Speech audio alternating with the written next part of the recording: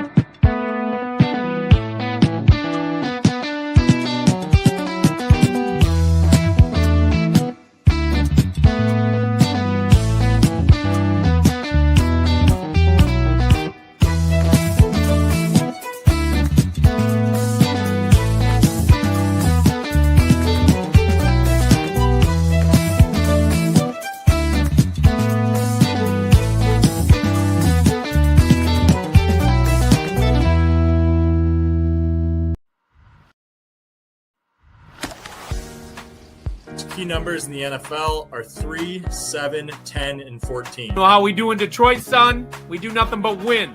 Ready I'm ready. to bite some kneecaps. Ah! Who's got it better than we do? Nobody. It's a close game. The Taylor Heineke life. Yeah. I love this pick. Tampa has been overrated all season long, and the people who make the books are still on this. They got blown out by Blake Purdy. Can Justin Jefferson be stopped? I don't know. If you want to be part of the show. Hey, Tinker's a Bills fan, though, so. He is a Bills fan. Josh Allen's your boyfriend. The spread's the way to go.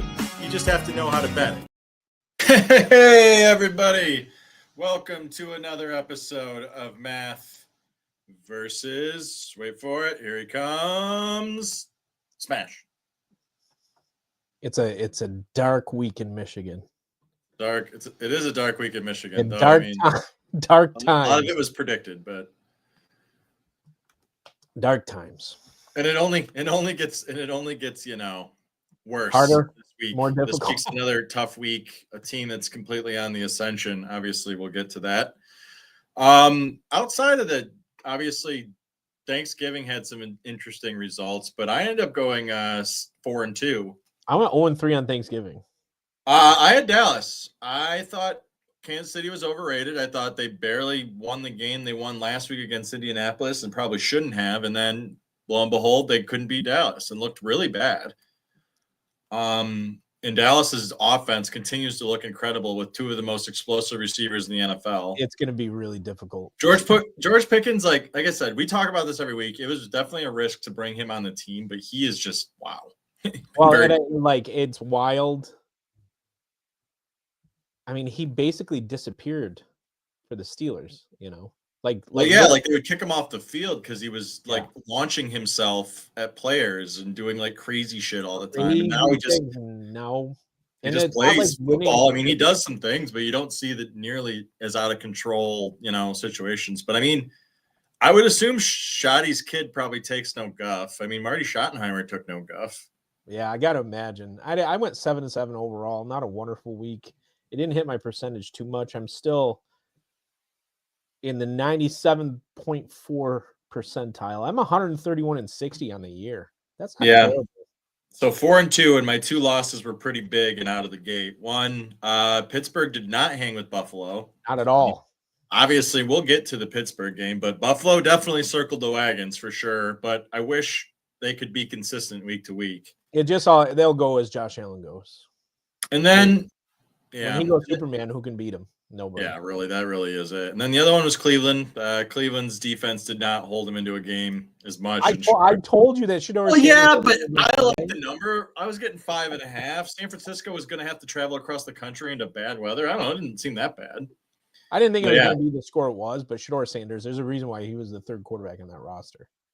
Houston ascension continues. I had Houston, and now Indy's almost caught up to, so that's an interesting one now. And that whole division is crazy now. Well, and in the Colts with Danny Dimes so busted up, do not bet the Colts this weekend. No. That dude on a broken fibia, no. Chicago. I mean, I didn't bet him outright by any means, but I definitely had him as value at. I had him. The spread was 7, and I made that game 3, and I stand by that. I just think it's wild for the Eagles to drop that game. I don't know. I'll tell you, if I'm off by more than 3, like I'll make a manual adjustment. But in that instance, I stick with it. I think Chicago, for whatever reason, continues to win games this year, and you can run in front of that train if you want to. But like Minnesota last year, I choose not to. That's it. They're winning. Despite the fact they're only completing 58% of their passes. I can't. What's going to happen if Caleb Williams suddenly can complete, 65% of his passes? What's going to happen then? Yeah.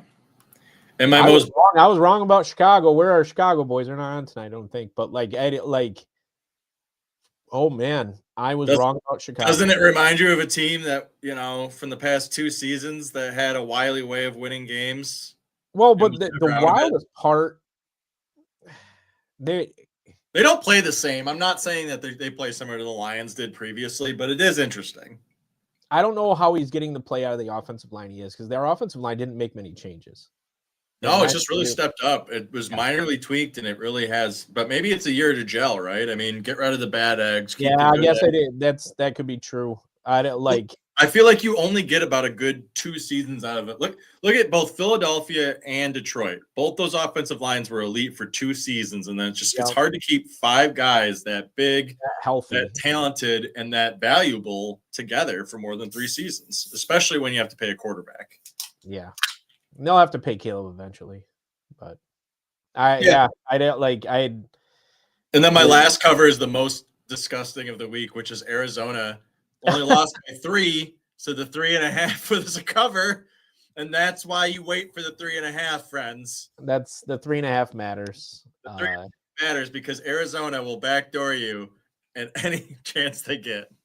Jacoby Brissett, kudos to him. I mean, he continually every season seems like he's a good backup. He's a good backup. That's what he is. Yeah, like I every He'll time continue I to get paid in the NFL because he can successfully throw 40 passes a game and not make you look like the laughing stock of the NFL. Looking at you, Cleveland Browns, New York Jets, the Jets. Yeah, I am with you. We'll get in the games. Let's get in the games. The Scene Snobs says Home for Christmas is a great film. I love that. The song Dr. Jones by Aqua, a lost song from that I've never album. seen it, so I don't know. I've never seen the film. That kind of surprised me from your end because I think you're like a Jessica Biel fan. I would think that you would have been all over that one. It was a little bit after my time, and like. Well, I'm bringing it. Well, I'm bringing it for Christmas. Then I got it on. You know, there's only one thing we watch every Christmas. He-Man. Yes, I know. It's the He-Man Christmas. We watch the He-Man Christmas. $5 bargain bin, and it was amazing. It's amazing every second. I do recommend for anyone. Yes. So let's get to the games here. Let's start with the big one, obviously. I mean, 3's probably fine. I think Detroit's still a better team from overall perspective, but Dallas's defense is playing really well now, so that's a little scary. And I hate the fact that Eberflus is the reason why. Like, yeah, yeah, I gotta go with Detroit with the spread here. Oh, which team are they? Like, they're valuable at 3 or 2.5. I'd rather 2.5 than 3, but I think the Lions, they have to bounce back here, and the Cowboys have to be at the height of their. And don't forget, the Lions haven't lost 2 games in a row for 3 seasons, so they have to be at the height of their ascension at this point. The Dallas Cowboys do. So maybe look like at you're this getting over under, man. Like, you got to be getting all offense. You got to be getting a good value on Detroit here, I think. Like I said, maybe 2.5 is better, and you're at -112, so you don't have to bet it today. If this over is true, I have to imagine the edge goes to the Lions, just because when they are playing well, they are still top 5 offense in the NFL. Well, it'll be interesting to see because the public tends to bet on day of where the public handle lies on this one, because you have the Cowboys versus the Lions. You can get the Lions at 2.5 by game day. Maybe Dallas gets support. I would think based on recent play they would, but we'll see. I think there's value there, but I don't want to get too much into these teams. I mean, we've seen it. It's an interesting game, but it's for playoff. I mean, basically, it's lose and go home. Yeah, it's a playoff game. It's 100% a playoff game. Oh God. Again, 8.5 is a lot of points. I gotta go here just because I think it's too wide, honestly, in my opinion. I make this game. They played everybody scrappy. I make this game 8, and it's 8.5. So there we are. Mayfield, if he plays, will be better, but he's beaten up. Tampa Bay's offense is still pretty beaten up. The Saints clearly miss Mike Evans. It is interesting that the Saints are down to like their 4th running back, and they still only give Taysom Hill 9 touches a game. Like, I don't like, what are they paying this person for? I don't get it. I don't understand why they don't line him up at quarterback. I'll be honest. Like, at this point, like, good Lord, like, you can't do any worse. Tyler Shuck is nothing. Yeah. So, I mean, there's not much to cover there. I think the money line's fine. West to East Coast. I think Seattle's got to bounce back here in a big way. Seattle's done a great job of covering big spreads against bad teams. I think this is where Atlanta implodes on themselves, and Seattle shows what Seattle really is. I agree. Their defense is elite. I mean, look at that over/under, right? Like, I could see this easily being a 24-7 or 24-10 game. Like, look how they manhandled Minnesota last week. They didn't even play that well. Yeah, I mean, that's it. Like, I mean, granted, it wouldn't have been hard for anybody to manhandle that 3rd-string quarterback that looked like he didn't even belong in the field. But yeah, I think JJ is going to play again this week, isn't he? Isn't that the talk? That was my thing is why? Season's over. Well, because you still need to know what you're getting out of JJ. Like, yes, he had 2 bad games. He's had a good game, but like, so we'll get to the Minnesota game. But like, JJ McCarthy still beat the Lions. I still watched that game. I mean, it existed. It did. Huge game for the Bills. They have to. Now, I will say this: Joey Ice is like their kryptonite. I was gonna say, can you hear it? Can you hear it in the background? I can hear it. Can you hear it in the background? Could you hear it in the background? It's getting chilly. Ice, ice, baby. Ice, ice, baby. You don't really think the Bengals can cover, though, do you? I don't know. Could they cover last week? My man Joey Ice looking like an assassin. Hey, Buffalo has to show up, and they got to get over the hump. Now, I mean, it's like wild card territory. There's no way they're going to catch the Patriots. I should have preloaded the video and I forgot to. But if anyone didn't watch the Cincinnati Bengals eating the turkey after the game, dude, that like they talk about how teams are like dead and how it doesn't matter if they win or lose like late in the season if they're under 500. But man, that team wanted to win and wanted to win bad. The other part is like Jamar Chase looked good. Like they faced a ton of adversity this year, and they do have talent definitely on the offensive side of the ball. The defense played better. I mean, but I think that's more on Baltimore than them, though. But I just think that 100% Josh Allen goes Superman, and they get over this hump because I think his record against Joey Ice is like 1-4 or something like that. So yeah, the elite teams of the AFC tend to do poorly against the Bengals because they can. Because I feel like most of the elite teams, the AFC, are elite offenses, and Cincinnati is also an elite offense. So can happen. But Buffalo, if it snows too, that probably really puts a damper on Cincinnati's setup. But I never thought I would say who cares to this game. I mean, here's why that's important. Because the winner of that division still goes to the playoffs. Yeah, I know. It's where I'm going to go. I actually am going to go here as well. Wow, apparently you agree with Pittsburgh.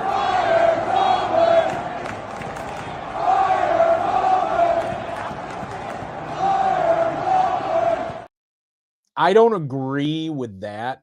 It's time. I don't know, man. He's still an amazing football coach. Well, let him go be an amazing football coach somewhere else. Andy Reid had to leave. Andy Reid is far more successful outside of winning a Super Bowl than Mike Tomlin is on average. And he even had to leave Philadelphia. Does he have 2? Yeah, I think he has 2. They haven't won a playoff game since 2016. Okay, but this is 10 years, man. Look at what the Lions did. Lions fire a coach that takes them to the playoffs. Yeah, but we didn't give him 20 years. Mike Tomlin's worked for him for 20 years, man. It's enough time. It's been enough time. Sometimes it's just time to move on. Tomlin could go coach the Giants and be mediocre there, and they'll love it. I doubt he'll be mediocre. Yeah, he'll win 10 games. And for the Giants, that'll be incredible. And he'll win Coach of the Year next season. Watch it happen. I think this is huge. The one person that this game is definitely huge for is Lamar Jackson. He has played terribly since coming back from his injury. And I think he's still beat up or something. But I actually think it comes down to this. The Steelers offense can't do a single thing. I mean, it slowly has just disintegrated into. It's just very boring. And you even have Bills players calling out the plays before they're happening. It's just stale. It's all very stale, and it's time for that team to move on and do something new. It's weird to say, but it kind of needs to bottom itself out for a quarterback. They don't have any quarterbacks. Look at all the quarterbacks they've started. Trubisky. They're the oldest team in the NFL. I guess that part's right. Sure. Wouldn't you rather have Mike Tomlin at the helm restarting, though? No, because he's never going to want to blow up what he already has. He's never going to get rid of his organization. He's never going to get rid of his core. They need new ideas, and they're never going to get new ideas if Mike Tomlin literally has to sign off on everything. I suppose. Maybe game of the week. I am going here. Duval. Duval. I think it comes down to Jonathan Taylor, and the Jaguars looked very impressive last week. Here's where it gets, I mean, it's a rat line of, it's not a rat line yet. Actually, it's kind of, see, I think the Colts are the bait here, right? Because if you can get Jacksonville 3.5, I'd love it. But the Colts are, this is the best you're going to get for the Colts is 2.5 against this team. And I would say arguably, which is kind of interesting because the Jacksonville's at home. The Colts suck at Jacksonville. I think they're really have not played well. Oh, and I forgot to play our boy. Play the boy. Hike! Oh, the Texans. Yeah! Beat him. This is our Colts. This is our team. We bleed blue. This is our Colts. Whether win or lose, we love them. For the shoe, beat the Texans. This division is finally ours. This is our team. Go Colts! He's a sad boy this week. Well, do you know they haven't won a game since this moment? Hey guys, Seth here. I just want to address something that I have gotten comments about from today's Colts Anthem video. I just want to set the record straight. I do not want Aaron Rodgers to get hurt. I do not condone violence. We were just being savage just to be fun. Sorry if it came in if you guys took it the wrong way. But go Colts. Hope you guys understand I was just being savage. Didn't want. Don't stop being savage. This is the NFL, son. And don't apologize. And never apologize. Dude, they're in trouble, man. I think the Colts. This is Danny Dimes coming back to earth, and this is Jacksonville really coming together under a new coach. I think Jacksonville wins this game outright. I think mostly it just comes down to Jonathan Taylor, and the Jaguars do struggle against the run. ETN was really bad last week too, and in fairness to you, he really kind of came down. I really do think. I promise you, this is not something from Tim and Eric. That man he's very famous. Very famous. Yeah, I don't feel strongly enough to go head to head with you, but neither do I, because I'm wrong on these teams more than I'm right. I was right on the Colts a lot this season though, early on. I feel like they have not been the same team since that Pittsburgh win and since the savagery was called off. We called off the Savages, and look where we are now.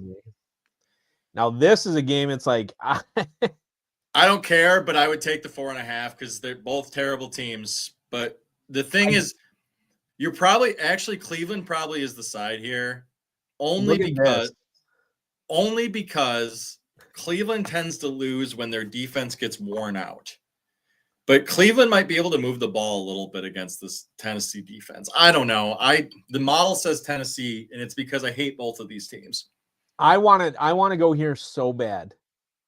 Getting plus 3.5 with two teams with massively losing records. How can't this team just lose by 4? Right? These are professional football teams. I think you should go the over the 4.5. I think that's the better. I think play. so too. I think I'm going to go both. I think Cleveland runs the ball against the Tennessee Titans team that can't stop the run. Like a Judkins 202 type situation. Yeah, and you're telling me that these two teams together can't score, because this could be easily a 24-14 game, you know? Yeah. Shedeur could throw a pick 6, right? Either of these quarterbacks can throw a pick 6 at any time, and then or reverse field immediately, and then you get a free field goal, free change, touchdown. All that stuff. I think the dirtier team, because Cleveland is a dirty team. You're right about that. They're just I don't mean dirty cheat. I mean dirty. They drag you into the mud. They really, really do. So I get I get this. It's just two professional football teams got to be able to score 34 points. I mean, come on. Mom, I don't want to lose to the Browns. Joe Burrow's never beaten the Browns, and they're historically the worst franchise in NFL history. Hey, is Shedeur Sanders going to be a Brown next year? I doubt it, right? Where would you want him to be? Who wants him to play for them? Who wants that distraction in their building? Maybe the Jets? Maybe the Jets, maybe, or something. I don't know. Yeah.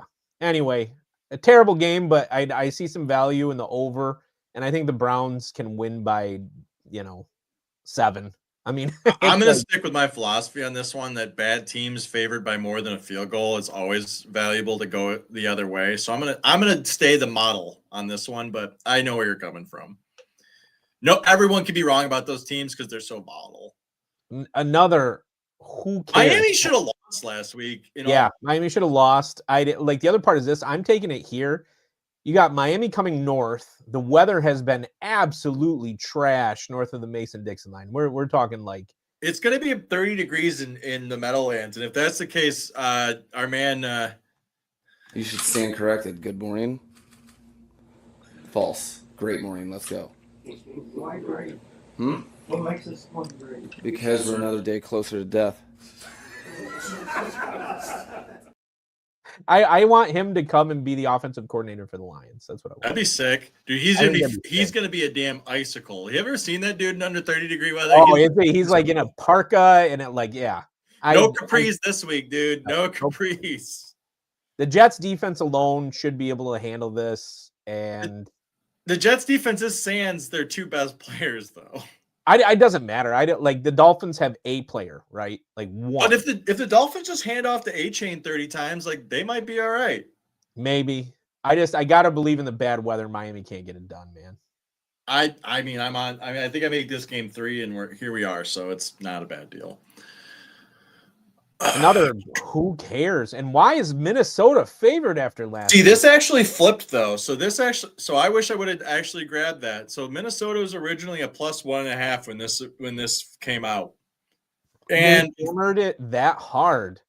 Well, the reason is because if you think about your model, like I knocked down Minnesota really hard, and I still get to about this.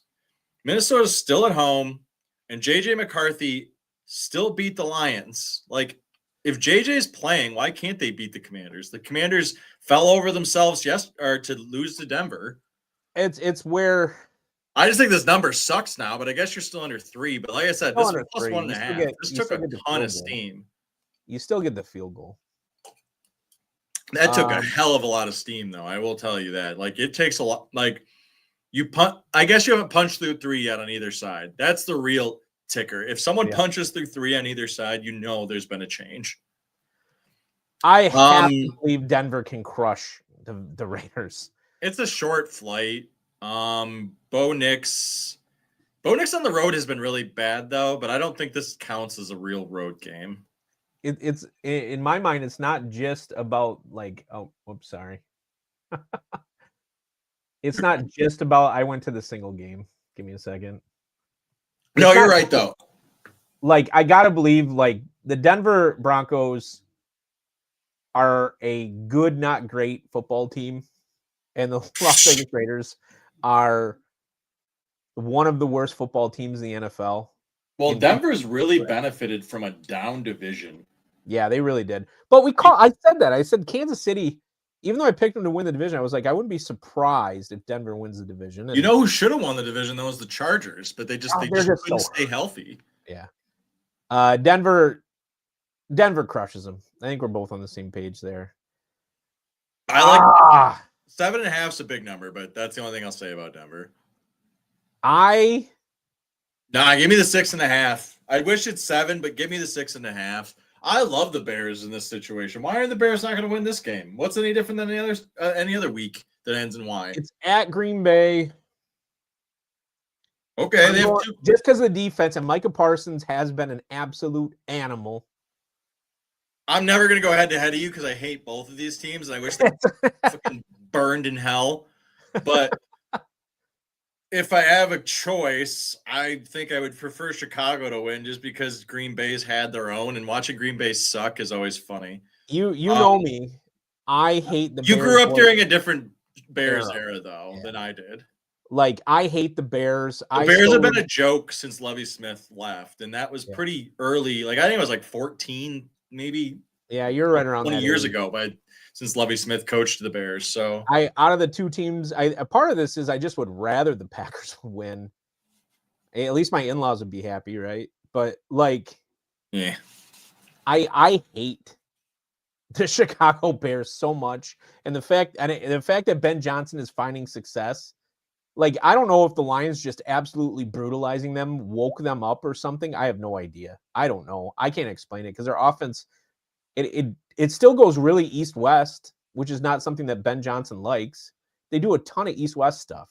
And like, I got to imagine the speed of the Packers is going to be, because they're not going to be able to stay at 5 protect. They're not going to be able to stay at 5 protect. They're going to have to go max protect. That's what they thought against Philadelphia, but I thought the same thing. I mean, I know, but out of the 2 defenses, Philadelphia makes their bones only rushing 4 anyway, right? The Packers do not just rush 4. Just listen to them, Larry. Get over here. Anything you want, Larry. Anything you want. I guess we could cheer for the Meteor. Yeah, giant meteor to hit fucking Lambeau and put it where it should be, in the ground. Are the Cardinals gonna backdoor the Rams? Because like, I like 7.5 is a lot, man. I like the Rams up to 9, so 7.5 is basically where I have to take them. But I wish it was 7. I think the Rams bounce back in a big way. I'm coming here just because, like you said, the Cardinals have a tendency to cover. They just I'm gonna start throwing Carolina home games out the window because I don't know how to even like think about them. But I guess if so Carolina wins their division, do they get a home game? Yeah. So then Carolina has to play. Carolina's gonna play at home against somebody with like 12 wins. Oh my god! It'd probably be like the Pack. Let's see here. Wait a minute. Okay, let's see. What's that division sitting at? I mean, I think. Yeah, so Carolina's 7-6 and Tampa Bay 7-5. Like, I mean, Tampa might be able to hold court here, I guess, but man, Carolina has a strong chance of winning a division, hosting a game, and then taking an undefeated home record into the playoffs. You have 1 loss at home. I found that out. Even so. So yeah, basically an undefeated record. I mean, a pretty stout record at home. And the other part is they got them playing really good defense right now. They looked really good. They played out of their minds against the Rams. Like, everybody's like talking smack about the NFL, cheating and because of betting and stuff like that. I mean, I'll say this because I've said it a billion times. It would take so much to rig the NFL because it is a multi-bajillion-dollar business, and somebody would whistle blow. So I don't buy that stuff. But they did make the current MVP favorite look rather pedestrian with 2 clear interceptions too. They weren't like tipped passes or anything like that. They picked him off. And I don't know. Maybe it's the sight lines. I don't know. There's something like I've seen too many elite teams go to Carolina and just absolutely lay an egg to say that it's nothing more than just, I guess, Carolina can catch you at home. Maybe Bryce feels better. I'll tell you what I'm sick of seeing is Devontae Adams. How many times has Devontae Adams caught a touchdown on that crossing route right in front of the goalposts in the NFL, you think? Because he caught two of the same touchdowns last week. The moment you commit another player to the middle, though, you decommit a safety to the post, and then Puka just fucking destroys your life. I mean, it's a tough situation, but like, that's the thing. Like, I'm pretty sure most of the Rams drives were like of 7 less plays. Like, they drove the field multiple times without issue. They just turned it over and got unlucky. They should have won that game. And I hate to admit it, but Bryce Young has vastly improved. I know we shouldn't be talking about the Panthers right now, but it was just really impressive that they beat the Rams. That's all. I don't think he's a good quarterback, but he's not as dastardly as he is at other times. But he's terrible on the road, so I mean, he's unusable. I think he'll go the Tim Tebow, Kyler Murray route. He'll stick around for a bit, and then he'll just kind of fade. Huge game. Yeah, I mean, huge game. I kind of love the Houston Texans here because I've been on an anti-Kansas City rant this entire season. I think I've been right more than I've been wrong. And if Houston is serious about making the playoffs, then they have to win this game. And DeMeco Ryans has been fantastic in division games. He's won in his division more than he's lost. Yep. I'm crazy because I keep doing it. Back against the wall. Patrick Mahomes is still Patrick Mahomes. I know I said the same thing last week, And like, you know what? Actually, I'm gonna go here. Just because, like, if it's a close game, I'm gonna bet on Patrick. Now, if the Texans completely shut down the offense, which could happen, but look at the over/under, and Vegas seems to think that both these teams are going to score 42 points. You know, like I think fucking terrible, fucking worst call I've ever fucking seen, man. He's still the best quarterback in the NFL. I don't know, Kermie. Oh my god, know. That's where I got it. And I think it's more wishful thinking than anything else. It might be. I always have Kansas City modeled lower than most, and this season it's helped me more than it's hurt me. I think Houston wins this game probably outright. I think it's crazy because like they came out of nowhere just to be the best defense in the NFL, and like that's going to matter a ton if they really shut down the offense. Whoo! I think the Texans could win, 14-3, 21-3 if they really shut down the offense. Yeah, we're cooking through this though, but we got to have a halftime break. Oh, go for it.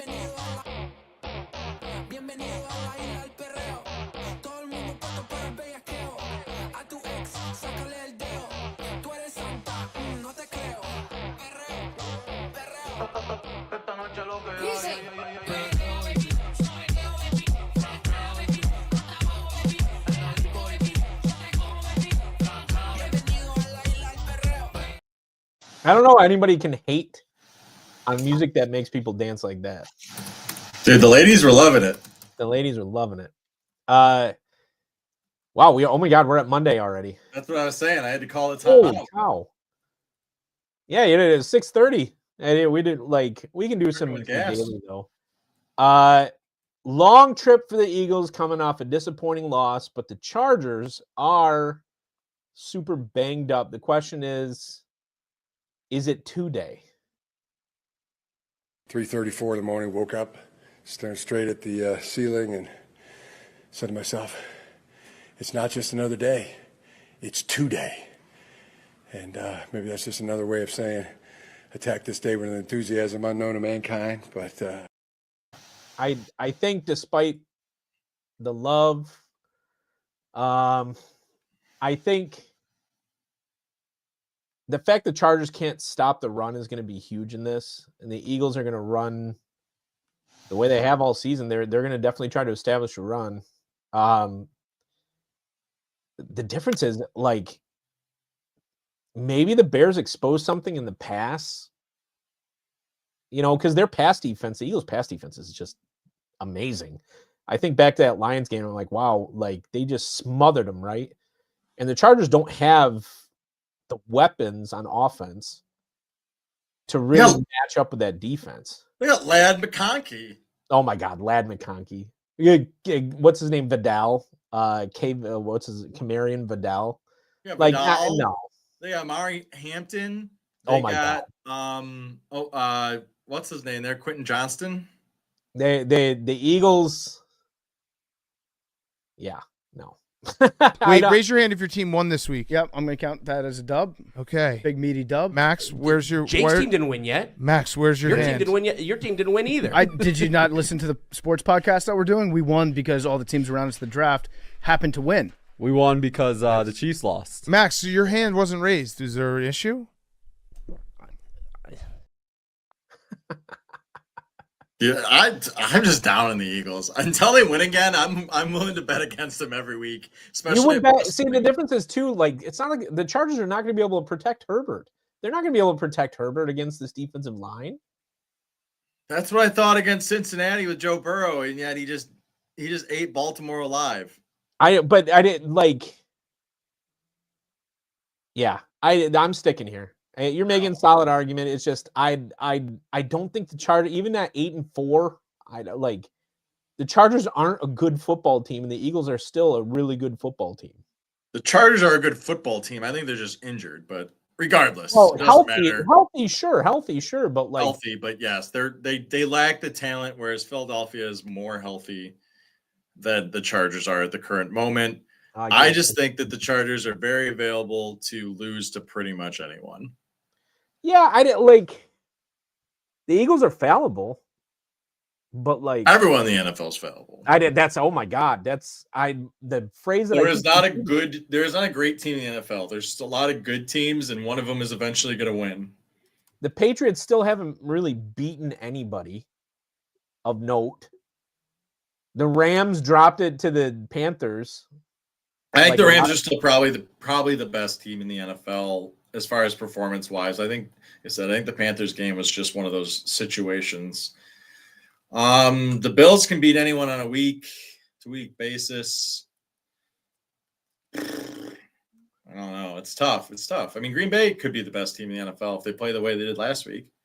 Yeah, I still hate how Jordan Love just gets away with throwing the football up. Like it's the biggest. I don't know how he gets away with it, man. I don't know. Sure, it has something to do with the way that they scheme it. It's just like, well, there's no safeties up top because of the way that we draw them in with the 4 receiver set or whatever. I think there's value in Daly with the Buccaneers at home. The Seahawks away at Atlanta, there's offensive value for sure.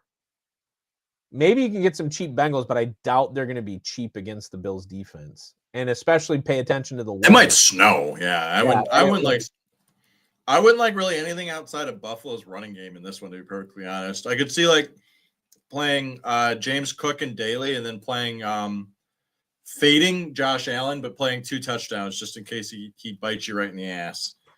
I don't touch Ravens, Steelers, and Daly. Don't touch that game.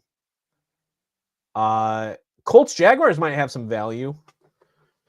You know, you get some ETN action, and he's going to catch probably, ETN will catch like 5, 6 passes and get 60 yards out of the backfield.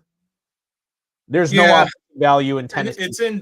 So you are going to get favorable weather too. So, I mean, look at weather too. That's going to be big. So you're home in Arizona. So Arizona Rams actually might be a really good game to play. Everybody's going to be expensive for the Rams, though. They'll be so expensive. Atlanta's in a dome. Duds, but Atlanta's in a dome. Baltimore. Don't touch Miami Jets. Vikings. I kind of like. Do I like Fat Jones this week for the Vikings? He might be able to get loose against the Commanders because they do not stop the run. You could do 2 lineups and play each different Chicago running back at relatively cheap and see which one. Monagai is usually 5,400, and the dude scored in 5 straight games. Yeah. Cleveland's not going to be good because you're in Cleveland weather. Detroit, Dallas standalone, so you can't bet. You can't play them in DFS outside of standalone game. No Denver Raider. I wouldn't touch a single Raider this week. Not even Ashton Kutcher. If you pick the right wide receiver in Denver, you can do all right. That's it, but you're rolling the dice. Like you never know who Bo Nix is going to throw to in that offense. It's just like Drew Brees back in New Orleans. Like Chargers Eagles. You have you are in a dome or essentially in LA. That could be a bit of a track meet. Jets is going to be bad weather. Minnesota's in a dome. So if JJ can throw, Justin Jefferson could be useful, but Justin Jefferson's been terrible. And then Tampa is going to be in favorable weather as well. You know who you might be able to get at quarterback kind of cheap is the Texans quarterback. Stroud? Yeah. He actually saved my season last week in regular fantasy. I didn't have a quarterback because of buys, and I had to pick him up. He was on the waivers, and he had a decent game. He had got me like. Just got to watch weather again. Kansas City's the Plains. It could be rough. Could be rough, yeah. It's going to be cold no matter what. Yeah, it's freezing everywhere. Freezing rain in Michigan. So hello from Grand Rapids. Yeah. I don't futures wise. Let's see our awards. MVP. Drake May is the favorite now. This is the timeline we're living in. Drake May is the favorite for MVP. North Carolina extraordinaire, man. Can we not, please? Can we not? For the love of God. Okay, he doesn't do anything. He doesn't do anything. Why is he? Matt Stafford slings the ball everywhere. Now he's second, so I guess I shouldn't complain that much. I got my shares of Matt Stafford in. Okay, I got my shares of Matt Stafford when it was plus 1,000, I think. The Rams are still the favorite for the Super Bowl too. Like, it's kind of crazy because it's 3 NFC. There's got to be value in this somehow. The Rams, the Seahawks, and the Packers are both rated before the Bills. The Bills start the AFC at plus 900. Man, it's a different. Mika's dropped in Rookie of the Year. I didn't realize that. It's been a weird season. Yeah, it really has. Defensive Rookie of the Year is still a mess. Apparently, this guy named Carson Schwessinger, whoever he is, I don't know who he is. I think he's a linebacker. I want to say for the Bills, maybe. They're pretty split on Jonathan Taylor, Jackson Smith, and Najibba for Offensive Player of the Year. Myles Garrett's going to run away with Defensive Player of the Year. I mean, that's pretty much over. Browns. Carson Schwessinger plays for the Browns. Their That's defense why is you've never good. heard of them. Coach of the Year. Vrabel has a lead on Ben Johnson. I don't know if there's any way that Ben Johnson overtakes him. Do you think? Unless if Vrabel wins out or gets close to, I just don't think there's no way. There's no way to catch him. Comeback player. Dak and McCaffrey are still kind of at the top with Aiden at third. Stephon Diggs, I actually saw an article this week. Apparently he had his snap share severely reduced the past 3 weeks. So if you have him in fantasy, it might be time to think about benching Stephon Diggs. But I will say, so this is actually a really interesting point now that I'm looking at this. And I don't get this as much because the content I used to consume for Players of the Year is not what it used to be. But Carson Schwessinger and Myles Garrett play for the same team. I don't think the Defensive Rookie of the Year and the Defensive Player of the Year are going to be in the same team when they have a losing record. So in that instance, like Micah Parsons 7-1 at Defensive Player of the Year, I could see that hitting before Myles Garrett. And even though Myles Garrett is having an all-time season. Okay, so fine. So then D-Roy then played Jalen Walker instead of Carson Schwessinger. I just don't think both those awards are going to go to the same team with a losing record. You can only have so much impact if you're still allowing 30 points a game. I look at this. Like Cleveland's still losing every game pretty handedly. Like how much of an impact? Like you're making an impact, sure. Are you valuable? Sure. But you're not that valuable because you're still losing. The only non-quarterback that is even in the realm for MVP is Jonathan Taylor at plus 10,000. Yeah. How is Patrick Mahomes? Patrick Mahomes is still in the top 8. Because they still have a chance to make the playoffs. So if they lose this week, they'd be done. It's weird because honestly, but you're gonna see everyone from the AFC North stick around for a while. You're gonna see both Lamar and probably, Joe can't win MVP obviously, but you're gonna see Lamar stick around because that division's so bad that they still have a chance to win. If they win out, I think they can still make the playoffs. The Ravens can. I mean, that's a huge game. Both of those teams at 6-6. If you're looking at division contenders, yeah, I would pay much more attention to division standings than I would records right now because that's really important. I will say if the Bears here's a reason to cheer for the Bears. You almost have to hope for a Green Bay collapse. If you really want the Lions to make the playoffs, they have to win out, and you have to see a Green Bay collapse. You really have to. Yeah. I mean, we're in a rough situation. The Lions have to win out and really got to figure it out. They really put themselves in a bad situation. Starts this week. Starts tomorrow.